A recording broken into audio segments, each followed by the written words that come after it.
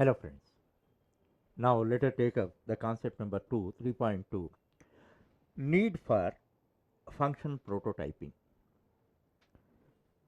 Actually, the C language is a true function oriented programming language. Function is the building block of every C program. In other words, every C program is a composition of one or more functions. If it is having only one function, that should be the main function. That already many times I explained to you. So, as far as function is concerned, that is the core part of the program, because all the operations in a program are performed by a function. Each function performs a subtask of the program. So, by collective contribution of all functions written in a program, the main task of the program is performed. All that we learned. Okay. Now, what is need of a declaration of a function, or what is need of function prototyping? Actually, as function is a core mechanism and all that, is it our responsibility to introduce about the function to the system or not? As far as data is concerned, you realize that why we have to declare. Until unless we declare, how system can organize the resources for it? Not only organizing memory, and some other resources also internally should be organized. So, on the introduction of the uh, data by using declaration statements, you are keeping it the system to aware of the data. Then system will make necessary resource arrangements and all that. The same principle is equally applicable to the functions. For that purpose, we have to declare a function before it is used. As I told you, it can be declared along with the declaration of variables, but for improving the readability and all that, you can declare it above the main, like this and all that. Then that already I told you, this improves the readability of the program. So as soon as some reader sees the prototypes and all that, first he reads the comment. As soon as he reads the comment, what he can understand that what is the task of the program. Immediately after that, he sees the prototypes of the functions which are being used in a program. Then he understands that what is our strategy, what is our action plan to implement the main task, how good it is. So that is the importance of the prototype. So in the prototyping, what we are doing first, we are telling about the name. What is the name of the function? Which type of arguments it is taking, and which type of result it returns. This is the core information, and names are not required. Actually, uh, why you are giving uh, the information like this? 5 adults, 3 children, 2 babies, and all that, because your people have to make necessary arrangements. Their names are not required. That's why we are not giving names. Actually, if you give names also, no error will come. But not only behave logically, our behavior should be displayed logically. So here whatever information is core, whatever is required, that much only give. Don't talk about other things and all that. That's why which type of arguments it is taking, that we are listing out, which type of results it returns, that we are mentioning, and what name we are giving. This information is enough for the system to make necessary arrangements. Okay, that's why that is the prototype. Actually, ANSI, ANSI means American National Standard Institute.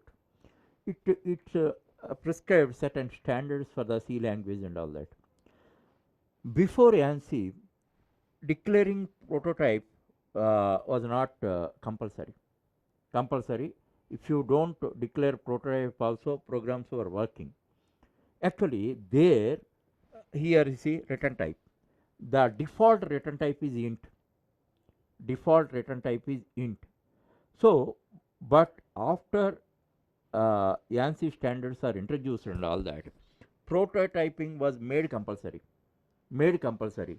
Now also, one thing I am telling you, if your data items are int, your arguments are int type, and return type is also int, if you don't write the prototype also, it works, because the default return type is int.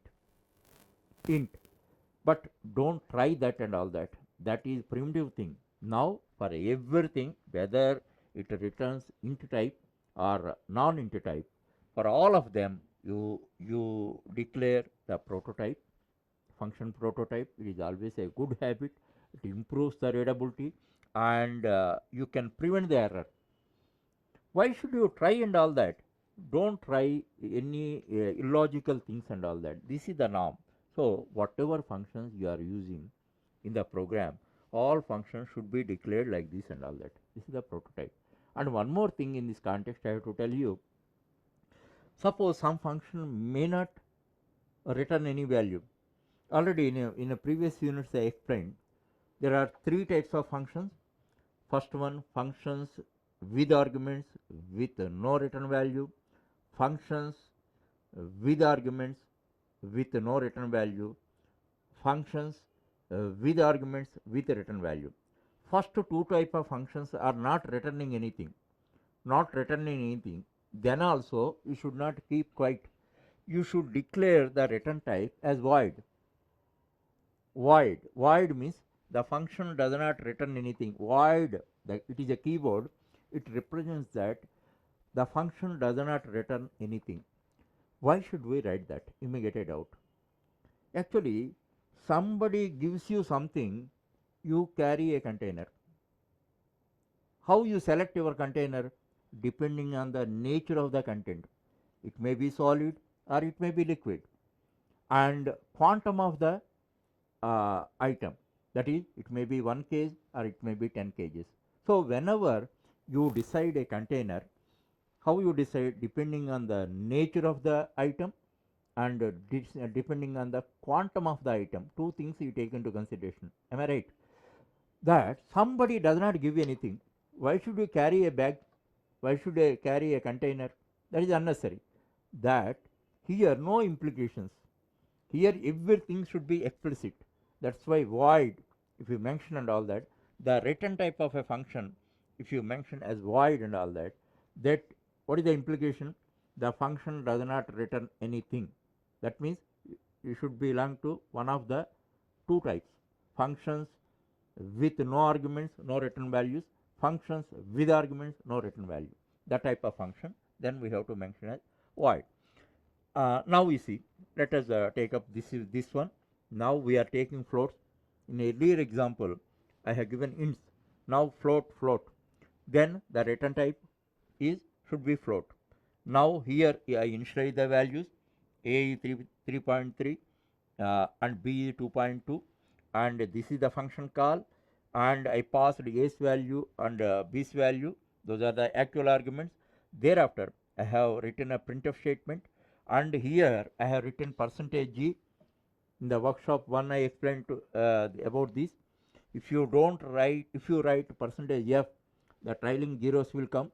In order to prevent them, avoid them, then if you write %g, the trailing zeros are not printed. Whatever digits are there, the digits only are printed.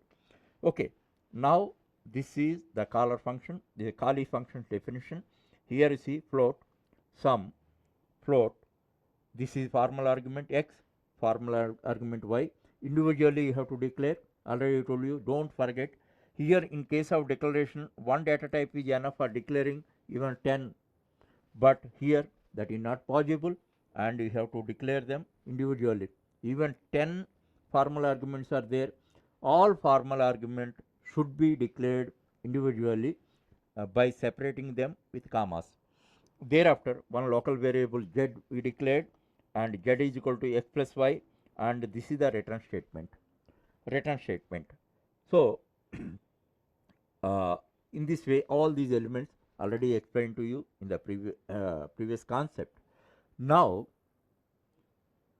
your experience is yours, my experience may not be yours. Even it is positive or negative, in programming, if you experiment on your own, the things, the concepts are registered in your brain. In order to understand the importance of this prototype, simple experiment you make. Without prototyping, without prototype, you write the program, rewrite the program, and execute. Definitely, you get this type of error. Type mismatching in redeclaration of sum. Of course, it is cryptic. You may not understand the real meaning of this error message. That is because of missing of the prototype. Actually, one simple method I am telling you. If you want to experiment with this and all that, uh, actually you need not type this program again and again. Simple thing you do, just you comment it out. Comment it out means you put this in a comment like this. Same program as 3.2, you copy same program. Thereafter, what you do, you comment out the prototype. Remaining entire part of the program is same. Then you compile and execute it.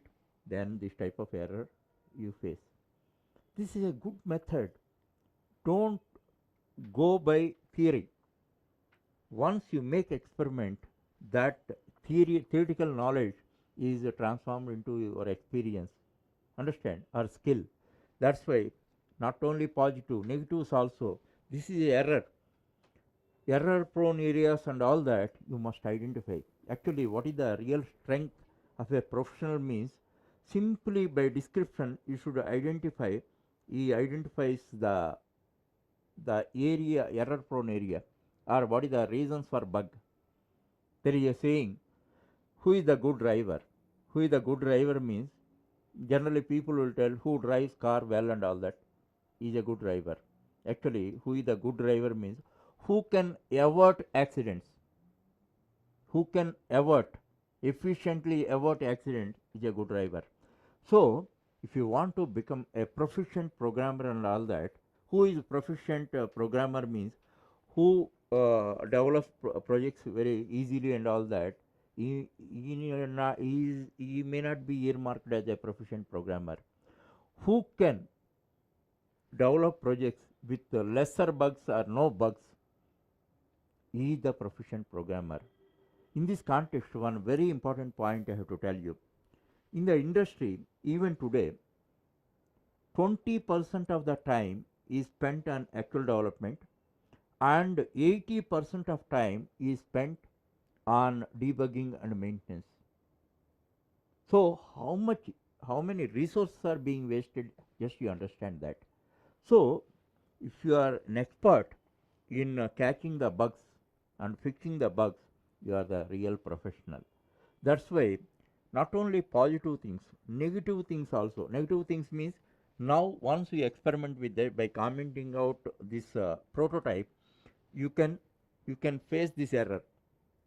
How it is displayed you can understand. Then this error prone area is categorically registered in your brain.